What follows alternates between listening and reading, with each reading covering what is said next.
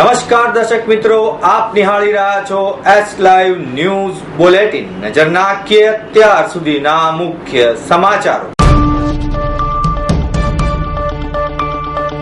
આજે વડાપ્રધાન નરેન્દ્ર મોદીનો 67મો જન્મદિવસ. માતા હીરાબાના આશીર્વાદ સાથે સેવા કાર્યની કરી મોદીએ શરૂઆત.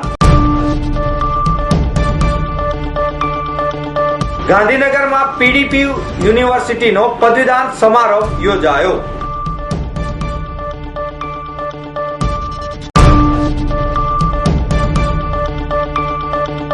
રાષ્ટ્રીય સમાજ પક્ષ ગુજરાતમાં વિધાનસભાની ચૂંટણીઓ લડશે. યામિનીબેન પંચાલે કરી જાહેરાત. હાઉસ ઓફ મેરીગોલ્ડ ખાતે કલાત્મક વસ્તુઓનું એક્ઝિબિશન યોજાયું. વડાપ્રધાન નરેન્દ્ર મોદીના 67મા જન્મદિવસની ઉજવણી અને માતા હીરાબાના આશીર્વાદ લેવા વાયુદળના ખાસ વિમાન દ્વારા ગઈ મોડી રાત્રે અમદાવાદ એરપોર્ટ ઉપર વડાપ્રધાન નરેન્દ્ર મોદી આવી પહોંચ્યા હતા, જ્યાં તેમનું અભિવાદન કાર્યક્રમ ભાજપ દ્વારા યોજવામાં આવ્યો હતો. રાજ્યપાલ ઓપી કોહલી, ગુજરાતના મુખ્યમંત્રી વિજય રૂપાણી, મેયર ગૌતમ શાહ સહિતના મંત્રીમંડળના સભ્યો, પોલીસ કમિશનર, ગુજરાત રાજ્યના ડીજીપી તેમજ ઉચ્ચ અધિકારીઓ અને ભાજપ સંગઠનના કાર્યકરો અને નેતાઓએ તેમને પુષ્પગુચ્છ આપી શુભેચ્છા પાઠવી હતી. ત્યારબાદ નરેન્દ્ર મોદીએ સૌનો આભાર વ્યક્ત કર્યો હતો. રાત્રિ રોકાણ રાજભવન ખાતે કર્યા બાદ આજે સવારે રાજભવન ખાતે સુપ્રીમ કોર્ટના ચીફ જસ્ટિસ ટી.એસ. ઠાકુર સાથે 1 કલાક મહત્વની બેઠક નરેન્દ્ર મોદીએ યોજી હતી. તે પહેલા નરેન્દ્ર મોદી પોતાના માતાના આશીર્વાદ લેવા માટે તેમના નાના ભાઈ પંકજભાઈના ઘરે રાયસણ ખાતે પહોંચ્યા હતા. મોદીએ પ્રોટોકોલ તોડી કોઈ પણ પ્રકારની સુરક્ષા વગર હીરાબાના આશીર્વાદ લેવા પહોંચ્યા હતા, જ્યાં તેઓએ 20 થી 25 મિનિટ સમય ગાળ્યો હતો અને માતાને પગે લાગી માતા હીરાબાના આશીર્વાદ લીધા હતા. માતા હીરાબાએ વડાપ્રધાન નરેન્દ્ર મોદીને મોઢું મીઠું કરાવ્યું હતું. ત્યારબાદ ટ્વિટર પર ટ્વીટ કરતા મોદીએ જણાવ્યું કે માતાની મમતા, માતાના આશીર્વાદ એ જીવન જીવવાની સૌથી મોટી જડીબુટ્ટી છે. મોદી ત્યારબાદ આજના પોતાના જન્મદિવસના નિર્ધારિત કાર્યક્રમ માટે દાહોદના લીમખેડા ખાતે જવા રવાના થયા હતા. મુખ્યમંત્રી વિજય રૂપાણીએ પંડિત દીનદયાળ પેટ્રોલિયમ યુનિવર્સિટીના 5મા પદવીદાન સમારોહમાં યુવાન વિદ્યાર્થીઓને પદવી શિક્ષા સાથે માનવ જગતના કલ્યાણ અને છેવાડાના માનવીના વિકાસને કેન્દ્ર સ્થાને રાખવા દીક્ષા પણ આત્મસાત કરવા પ્રેરક આહવાન કર્યું હતું. વિજયભાઈ રૂપાણીએ કેન્દ્રીય માનવ સંસાધન મંત્રી પ્રકાશ જાવડેકર, પીડીપીયુના ચેરમેન મુકેશભાઈ અંબાણી તથા શિક્ષણ મંત્રી ભૂપેન્દ્રસિંહ ચુડાસમાની ઉપસ્થિતિમાં 615 યુવા છાત્રો અને છાત્રાઓને પદવીદાન પ્રમાણપત્રો તથા હોનહાર વિદ્યાર્થીઓને મેડલ એનાયત કર્યા હતા. મુખ્યમંત્રીએ નૈતિક મૂલ્ય આધારિત શિક્ષા સાથે વંચિત, છેવાડાના અને સમાજના અંતિમ છોર પર રહેલા વ્યક્તિને વિકાસની હરોળમાં લાવવાનું દાયિત્વ નવયુવાન દીક્ષાર્થીઓને નિભાવે તેવી પ્રેરણા પણ આપી હતી. આ અંગે મુખ્યમંત્રીએ વધુમાં જણાવ્યું હતું કે જે મહાન વિભૂતિઓનું નામ આ યુનિવર્સિટી સાથે જોડાયેલું છે તે પંડિત દીનદયાળ એ આર્થિક યોજના, આર્થિક ગતિના માપ સમાન ઉપલા વર્ગને નહીં પરંતુ સૌથી નીચે છેવાડાના માનવી વ્યક્તિના વિકાસને મધ્ય નજર રાખીને કામ કરવાની વિભાવના આપી હતી.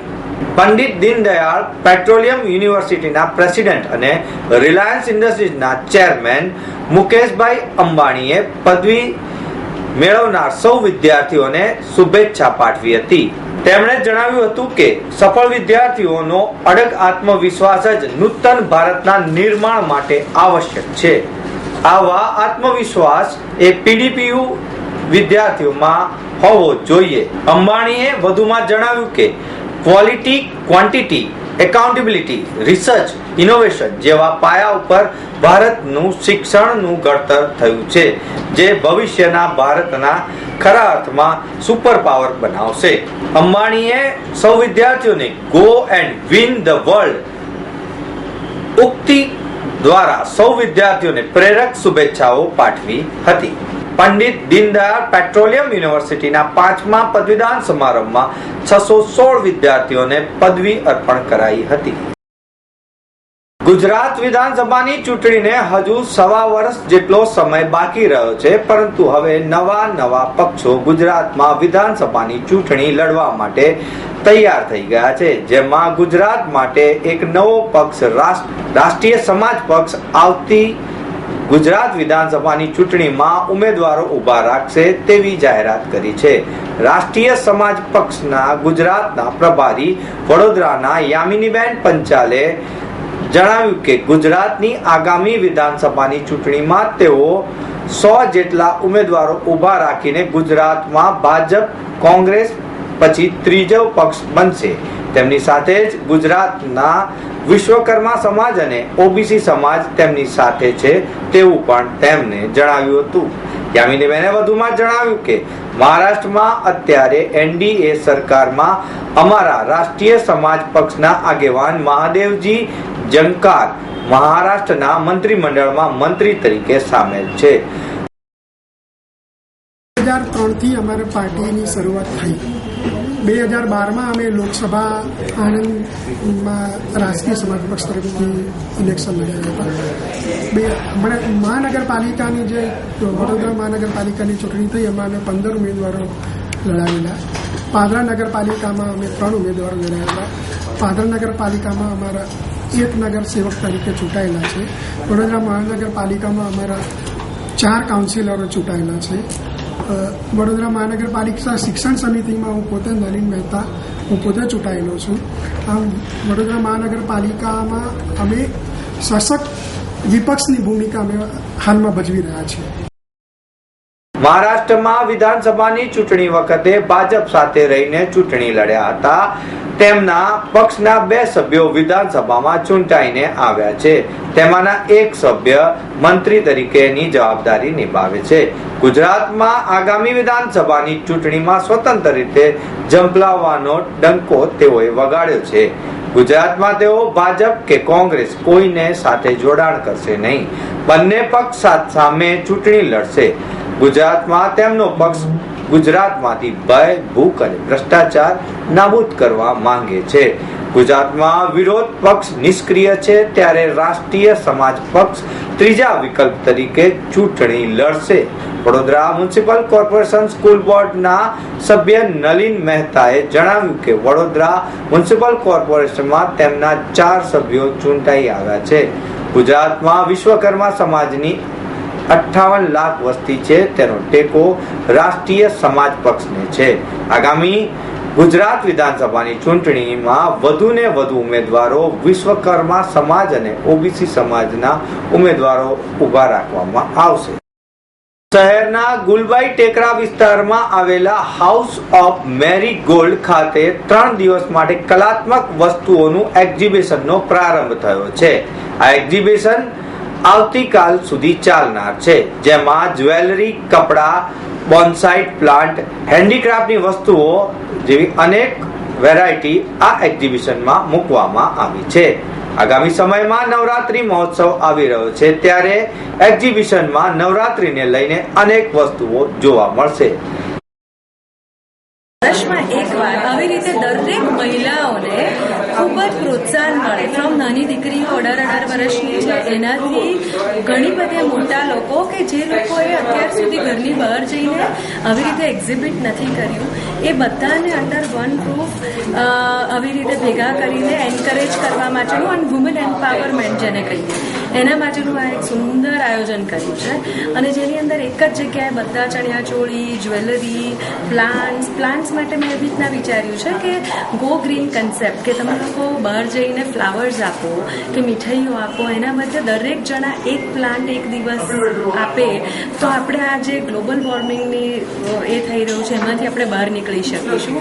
સો બહુ જ એન્કરેજ કરીએ છીએ. અમે ઇવન જે સ્ટાર્સ બી અહીંયા આવતા હોય છે, જેમ ગુલઝારજી આવ્યા હતા, પરેશ રાવલને બી અમે લોકોએ જ્યારે મળ્યા હતા ત્યારે અમે પ્લાન્ટ જ ગિફ્ટ કરીએ છીએ. અમે એનીથી બહાર જ નીકળી ગયા છે કે કોઈને ફ્લાવર્સ ને મીઠાઈ ને ચોકલેટ્સો, frankly it's a waste of money.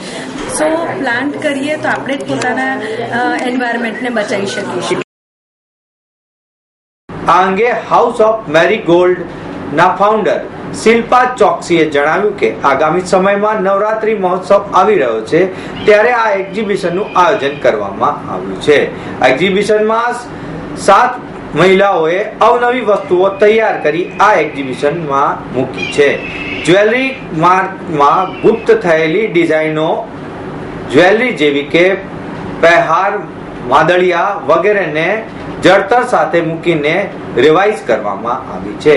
અહીંયા નવરાત્રીનું કમ્પ્લીટ પેકેજ જોવા મળશે, જેવી કે કચ્છી વર્કના ચણિયાચોળી, એન્ટિક જ્વેલરી, વેજેબલ ડાઇઝની બનેલ હેન્ડી પેન્ડન્ટ વગેરે ઉપલબ્ધ છે. અહીંયા કાંડા ઘડિયાળ, વોચ માત્ર સમય બતાવવા માટે નહીં પરંતુ કલાત્મક રીતે અહીંયા રજૂ કરવામાં આવી છે. હાઉસ ઓફ મેરી ગોલ્ડ ખાતે યોજાયેલા એક્ઝિબિશનમાં નિરંજન ચેટ્ટી, દીપાલી પરીખ, ટ્વિંકલ શાહ, પ્રીતિ અગ્રવાલ, શૈલજા ચોકસી, ભાવના સોનીનું પ્રદર્શન અહીંયા રજૂ કરવામાં આવ્યું છે. આ ઉપરાંત અહીંયા અવનવા પ્લાન્ટ પણ જોવા મળશે જે બોન્જાઇન પ્લાન્ટ છે. આ પ્રદર્શનને નિહાળવા માટે મોટી સંખ્યામાં લોકો ઉમટી પડ્યા છે. તો મિત્રો, આ હતા અત્યાર સુધીના મુખ્ય સમાચારની ખાસ ગતિવિધિ માટે આપ નિહાળતા રહો એસ લાઈવ ન્યૂઝ બુલેટિન. નમસ્કાર.